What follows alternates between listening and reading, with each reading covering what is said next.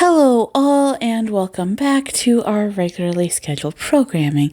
And by regularly scheduled programming, I mean an episode of Fire Country on Friday night and an episode of Explaining Fire Country on Saturday morning. I felt like the break between the first half of season 4 and the second half of season 4 stretched on for forever, but when I am recording this, we are only halfway through that break, so we still got a ways to go.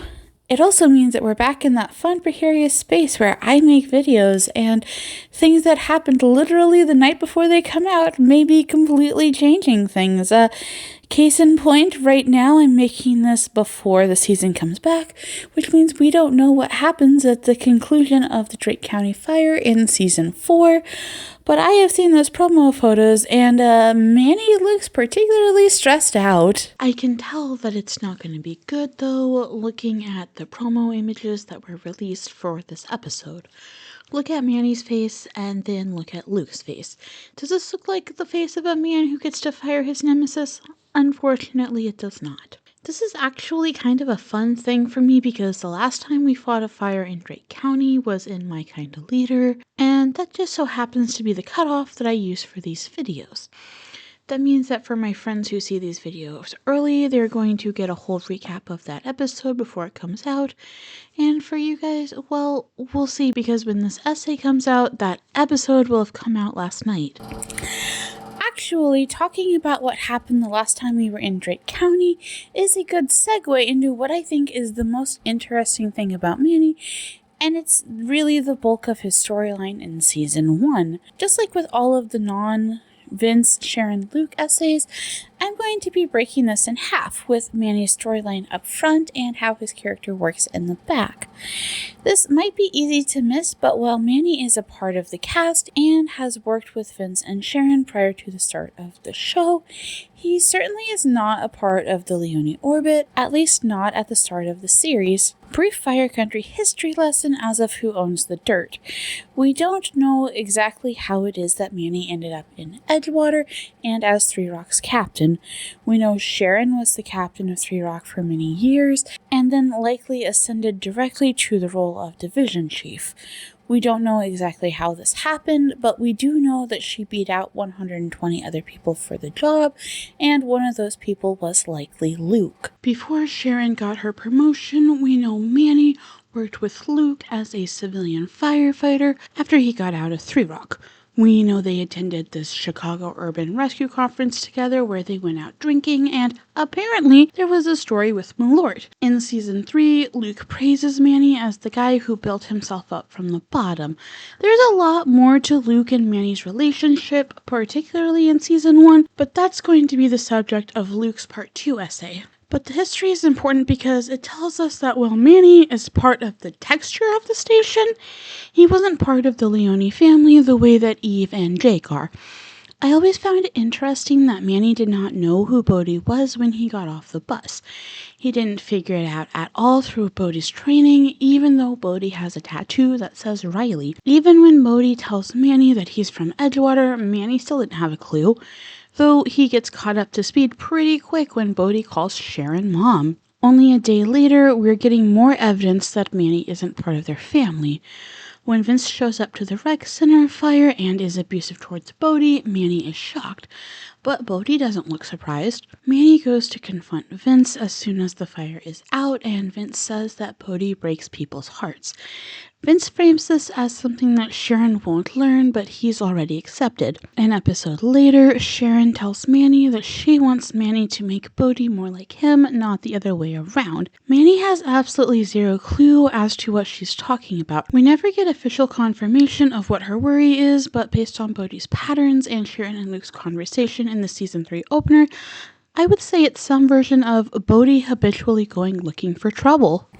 And don't worry, this isn't just a Manny doesn't know the Leones thing. Despite working with Manny for a long time and being responsible for Manny being hired into Cal Fire, Sharon doesn't particularly know Manny well either. We see it for sure in Work Don't Worry, though I suppose you could technically say that we see it starting in Where There's Smoke. In Fresh Prince, Sharon thinks Manny will do the reasonable thing and see that Bodhi shouldn't be sent away, but he only changes his mind after Sharon reveals her kidney disease. In Work Don't Worry, not only does Manny co-sign Bodhi's attempt to hotwire a forklift, Sharon seemingly unintentionally co-signs Manny's abusive attempt to pressure Gabriella into Cal Fire. Sharon and Manny aren't together in like old times, but by happy to help, she doesn't even suspect that maybe the watch was actually stolen, let alone by Manny. She next sees him in No Good Deed, where she lays out exactly the lie he needs to tell Erica, and he just refuses. Instead, he admits to committing misdemeanor reckless burning in a forest without any water to put it out, believing the road would keep it from jumping. Somehow this works out in his favor.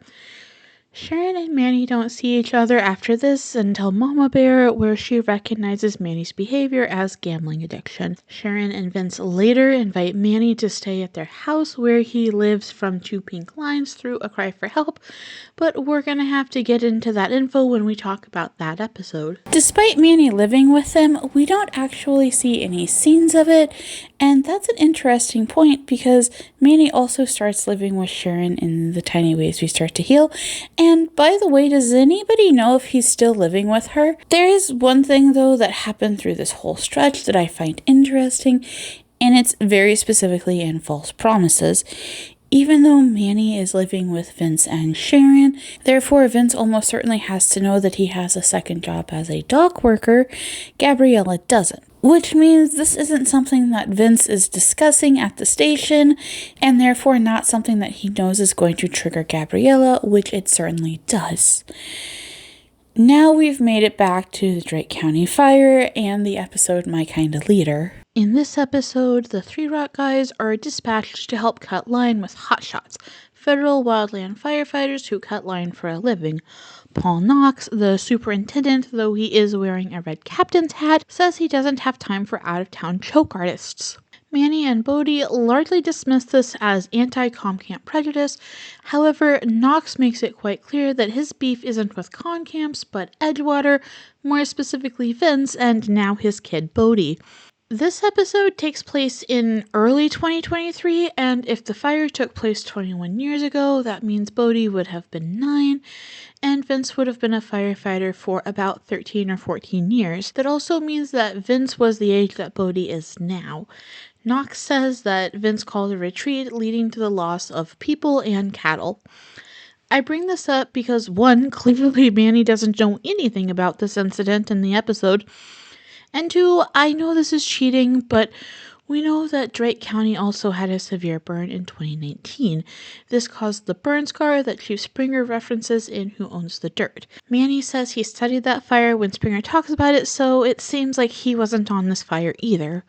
Sharon does seem to know about this fire, though, and in hindsight, that's probably what she's referencing when she tells Vince to be careful because the people in Drake County don't like him.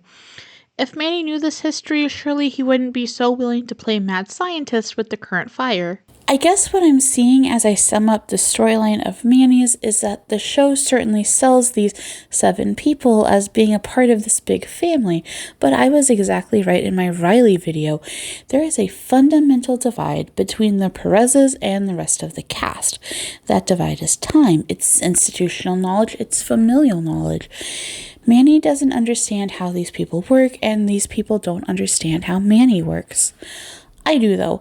At least I like to tell myself that I do, since, I'm 12 essays into this essay series.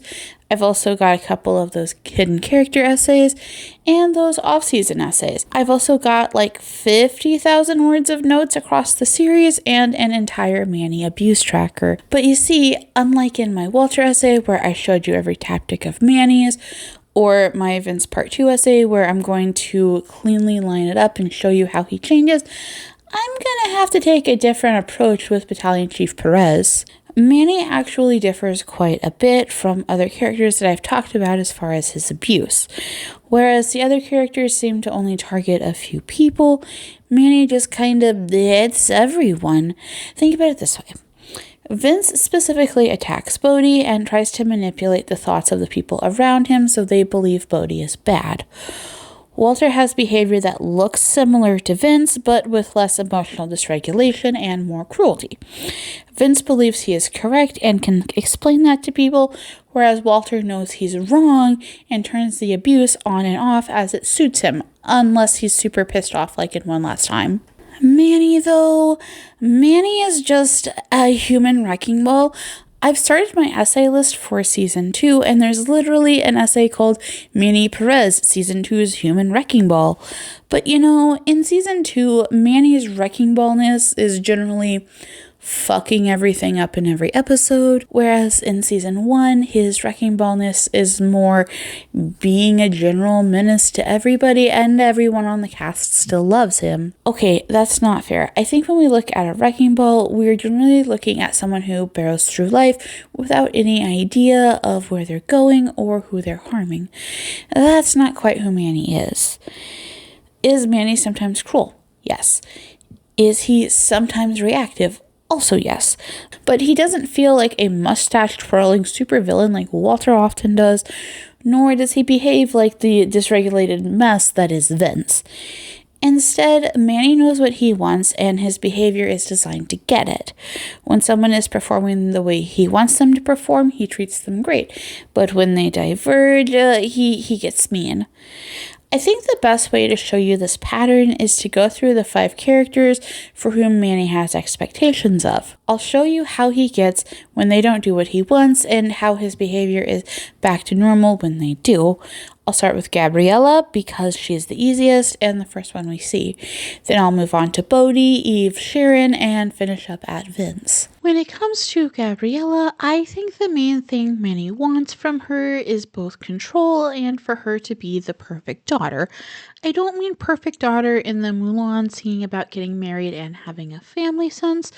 I mean that Manny plans out a life for her and then she is supposed to follow through on that life. We know that Manny gave up a lot to make Gabriella a diver, and in the first 6 episodes of Season 1, we get to see what that looked like when she didn't want to be a diver anymore. As early as the end of the pilot, he's telling her, "You don't belong here," and belittling her attempt to cut line, though frankly, Vince kinda also does that.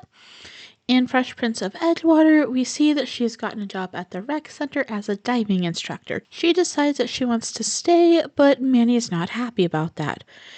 While he is absolutely right to call Vince out over his poor treatment of Bodhi, let's not forget that Bodhi has to comfort Gabriella about Manny's poor treatment of her, so Bodhi reassures Gabriella that Manny loves her. Between episodes, Gabriella goes to a CAL FIRE recruitment event, which Manny had hoped would turn Gabriella off, but instead she starts as a firefighter in Where There's Smoke. At some point between Where There's Smoke and Work Don't Worry, Manny asks Sharon to test whether or not Gabriella actually wants the job. In doing so, Sharon is her most horrible internalized misogyny self towards Gabriella.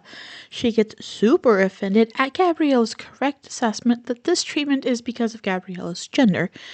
However, at the end of the episode, Sharon reveals that she was just looking out for Manny because Manny looks out for Bodhi. Gabriella confronts Manny over this, Manny tells her to keep her voice down, and then she storms out. By the next episode, she's a probie, and the two work together more directly. During the rescue, Vince changes course on his order, she asks another firefighter why, and Manny takes this opportunity to yell at her for questioning Vince. He starts to call her a name, but Jake stops him and sends her away. Later, when he tells Vince that his kid's a natural, Vince reciprocates, and Manny's not happy about that either. In Like Old Times, Manny invites Gabriella for breakfast, expecting an apology for her bad behavior toward him, which he doesn't get. He also makes fun of the fact that she decided to move out, saying that crashing at Jake's isn't moving out. However, by the end of this episode, Manny realizes that Gabriella was a professional diver. But, as she's been saying since the pilot, professional athletes in their careers. Manny accepts that Gabriella's career as a professional athlete has ended, and now she's moving on to the next stage of her life, the stage where she's part of CAL FIRE. When it was first announced that Gabriella wasn't going to be a part of Season 4, Kevin Alejandro said that Manny was going to have to put his dad energy somewhere. But if you think about it, he's been putting his dad energy towards Bodhi since the beginning of the show. I briefly lampshaded this in my Vince Leone is probably queer video, but it's worth going over again just how much dad energy Manny has been putting towards Bodhi. Also, Manny's dad energy swings wildly back and forth for Bodhi, not unlike how Vince's does. Manny is just a normal fire captain to Bodhi in the pilot and threatens to send him back to prison after he escapes. However, when Manny sees Vince abuse Bodhi and he feels like he has a better idea of how these two people operate, Manny makes Bodhi stay to prove Vince wrong. Manny gets into various hijinks with Bodhi in the next 2 episodes and makes him first saw at the top of Get Zombies Safe. However, there is very little explanation of what this means, and Bodhi ends up making Manny angry when he protects Freddy instead of ensuring the crew's safety by reporting Freddy's injury. This leads to some pretty bad verbal abuse from Manny and Bodhi losing the position that Vince had briefly expressed pride in earlier in the day. The two still aren't fully getting along, and like old times, Bodhi learns that Sharon had kidney disease, and Manny reveals that he knew this. It's not a reason for Manny to put Bodhi on more fires, though. Manny also makes a joke that definitely qualifies as inappropriate, and in the rescue, Manny challenges Bodhi after Jake agrees that Bodhi is the best rappelling partner for them to save Eve and Kirsten. And happy to help, Manny steals the Lavardi watch and doesn't give a damn if Bodhi gets sent back to prison over it. Bodhi finally confronts him, but Sharon unknowingly saves the day, leading Bodhi to know Manny got away with stealing the watch, but he never learns why. I would like to say that the tension between them in the Bodhi is back arc is largely wrapped up by Bad Guy. While Bodhi does get thrown under the bus in No Good Deed by Erica, there's absolutely no indication that this was Manny's goal. Manny starts relying on Bodhi more and more during the kidney arc, and this really comes to a head in My Kinda Leader. The episode prior was the one where Rebecca died while Manny was working his part-time job. Bodhi has been appointed to write her eulogy for her celebration of life being held at 3 Rock. When Manny comes into the bunkhouse to ask about its progress, Bodhi says that he hasn't really started, and the two get into an argument. Later in the episode, Manny is going to take Bodhi off a fire, but he lets Bodhi stay anyway because Bodhi has something to prove about Vince. This plotline never really gets a resolution, and from where I'm sitting, I really hope it comes up in On the Carpet. When I look at all of these scenes together, it makes me feel like Manny sees Bodhi as a son, and as a result actually treats him remarkably similar to how he treats Gabriella. When things are going well, they're going well, but the second Bodhi steps out of line, Manny explodes. Speaking of 3 Rock, their actual captain is someone we should probably talk about, and for the last 42 episodes, that's been Eve. I'm not gonna lie, for maybe the first 3 months that I was binge watching Fire Country, I couldn't think of a more boring pair than Manny and Eve. Eve and Manny are really only paired in 3 episodes in season 1.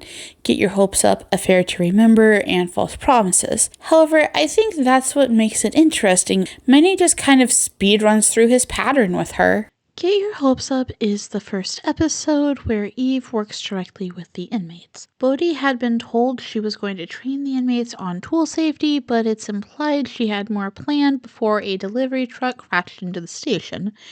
Throughout the episode, Eve and Manny try to save Charlie, with both of them trading back and forth, moments of one being stressed and the other comforting. Eve has a short command arc between Mama Bear and You Know Your Dragon Best, but in Affair to Remember, she starts tagging after Manny. At first, Manny is excited about this. If you think about how Jake pads after Vince, Manny acts like he's getting his own Jake, but a gay cinnamon roll version, which honestly, what could be better? Unfortunately, while Jake learned not to rock the boat with Vince, Eve starts asking questions like, what do you do with the money that the inmates get for completing community projects? Manny gets more and more pissed off at Eve throughout the episode, even body checking her at one point, but at the end they have a heart-to-heart where Eve admits that she's inspired by how Manny has impacted Bodhi's life, and they're back on good terms. Manny jokes that she can come boss Bodhi around next week, and while we don't know how much time is between Affair to Remember and False Promises, We do know that it's Eve's brainchild plan to get the inmates doing reforestation projects, including planting trees. Unfortunately, Rebecca dies during this project. At the end of the episode, when Manny is at the hospital for Rebecca, he tells Vince that he needs someone like Eve to be his backup. What we've seen with Manny's interactions with 3 of our 4 younger cast members is that his anger comes out when people don't do what he wants. But it is the case that there are 2 members of the cast, Vince and Sharon, who tend to do exactly what he wants. That doesn't mean that they are treated well, just different. When you look at his relationship to Sharon, it's quite clear that what Manny wants from Sharon is a boss that rubber stamps all of his ideas, and unfortunately in season 1, he gets that way too frequently. I'm not going to count Fresh Prince of Edgewater since Sharon clearly is not acting as Manny's supervisor. However, she is incident management in Where There's Smoke, where he blatantly disobeys her order to take 3 Rock back to camp, and yet nothing happens. In Work Don't Worry, he admitted to asking Sharon to give Gabriella a hard time. She tells Gabriella at the end of the episode she was doing Manny a favor, but earlier she told Manny that Gabriella proved herself to be one tough cookie. Sharon doesn't intervene in the watch situation as division chief to find the watch. Instead, she covers up the theft, which she thinks was the inmates being framed, but I feel like an investigation would have revealed that Manny stole that watch. Speaking of investigations, I've talked about this in her essay, but Sharon also tries to cover up Manny's incident of reckless burning in No Good Deed, but he just decides to let the truth out anyway and puts all of them in a lot of danger by doing so. Speaking of danger, 2 episodes later, he admits that he has a gambling problem and Sharon just takes him into her house. Okay, technically, I suppose he doesn't start living with them until the end of 2 Pink Lines. But Sharon's habit of letting him walk all over her isn't forever. Look at what's happening in season 4, particularly in Happy First Day Manny and Your Voice in My Head. All throughout Happy First Day Manny, he is incredibly insensitive to the fact that this is the first day that somebody else is wearing her husband's hat, driving his truck, and being called Chief of 42. He is perfectly fine disobeying her orders, which frankly is something he could have been fired for. In the end, when she apologizes, he's friendly again and says they did a great job. He's at it again in Your Voice in My Head. On the one hand, I do agree with Diane Farr that Sharon is relying on Manny in ways that she used to rely on Vince or Luke, and that's probably inappropriate. On the other hand, inserting yourself into your boss's personal problems instead of resisting when you clearly don't want to be there makes me feel frustrated. I think the fact that Ruby just showed up to force her way into Sharon's life several months after Vince died is unreasonable, and Sharon wanting to keep her mom away is understandable. Manny yelling at her to talk to her mom and insisting she would have to do it anyway at some point is not. Don't worry though, by the end of the episode, a grant comes in to rebuild 3 Rock and they're back on good terms. The last person I want to go over is Vince. Vince is a little different than the other characters on this list because Manny never really gets mad at him. While I was working on this essay, I made a list of all of the times where Manny imposes on Vince, and there's just not a single instance that I could think of where Vince pushes back. Okay, there is one time. During season 3, when Manny says that Bodhi was trying to ruin Gabriella's life, and Vince just does not stand for that. The first interaction between Vince and Manny is Vince asking him to send Bodhi away, and Manny says no. In Get Some Be Safe, Manny interferes with drama between Vince and Bodhi, though it's really hard to tell if he's aiming that at Bodhi or Vince. In Mama Bear, he secretly goes to ask Vince for a loan. Vince gives it to him, seemingly with the intent of keeping this from Sharon, but Luke spills the beans. Later, when he needs a place to stay, Vince gives him a place to stay. He also moralizes about how the only thing he has left is his word, and he wants to pay Vince back before he moves out, but Vince just lets him not pay the money back. This pattern goes the entire way through to Vince's death, when he recommends Manny be reinstated as a captain, and specifically takes Jake's spot, which happened the day Vince died. This is the only reason that I have come up with as to why Luke looks so stressed out in those promo photos for On the Carpet. Luke already thinks Manny is incompetent, and while Vince had no way of knowing he was going to die, he did kind of leave his legacy in Manny's hands. Unfortunately, this is something that Vince may have done knowingly if he knew he was going to die that day. I can only imagine what it's like when you already think someone should be fired, and now your brother hands him your family's legacy while you're off in exile. When you look at specific examples of how Manny treats people throughout the show, I come back to my original premise. Manny isn't a bad person, he's a human wrecking ball. Not because he wants to wreck things, he's not an agent of chaos like Luke is. Instead, Manny is someone who is just barreling through life. How he treats people is dependent on how he expects them to behave, and that changes depending on whether or not they meet his expectation. Manny isn't necessarily a bad guy. There are definitely times when I enjoy him. In particular, anytime we see Manny being a good dad or a good captain, he does a really good job. He genuinely has it in him. Brett wasn't necessarily wrong in naming Manny Chief, because if you look at what Brett saw from Manny when he was in Edgewater, it was exactly who you would want as Chief. The problem, though, is that Manny stops being that person the second the world doesn't conform to his expectations. And I can't fault anyone for not seeing how Manny actually is. This is where people often start screaming about character changes, but Manny is still the same person at the beginning of the series. It's just who he is in Fresh Prince is different than who he is in Get Some Be Safe. I often joke about how Manny does seem to have a set number of good dad points and good captain points for the season. As the season goes on, Manny unravels more and more, but as I wrote this, I realized that it's because usually as the season goes on, we have more and more interpersonal drama that is always wrapping up towards the end, and we're usually on some sort of steady plane as we begin the season. This explains how it is that he recoups points by the very virtue of the season ending, so he can be much better to Bodhi in the beginning of season 4 than he was to Gabriella at the end of season 3. As the season goes on, I'm very much looking forward to what's going to happen with Manny, since it certainly seems like he's going to be getting in trouble with Cal Fire for how he handled the Drake County fire. If season 2 is any indication, Manny did not like it when he was replaced by Eve, so I can imagine he is not going to like it if he is replaced by anyone, even if that person is Brett, or, Jake, since I suppose that's still a possibility.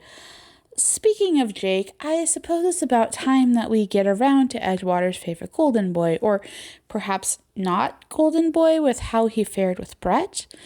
After Jake, I'm going to be throwing in an essay about Kara, and I'll explain why at the end of Jake's essay. Then in 2 weeks, I will be having my essay on Station 42, which, fun fact, is going to be my first essay after Fire Country returns in the spring. See you guys for the next video.